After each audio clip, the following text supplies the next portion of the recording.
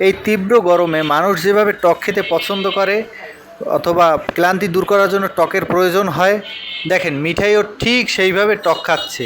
ও দেখেন সরাসরি টক কীভাবে খাচ্ছে, লেবু নিয়ে নিজেই সুন্দর করে খাচ্ছে। দেখেন কি মজা করে লেবু খাচ্ছে। ধন্যবাদ সকলকে।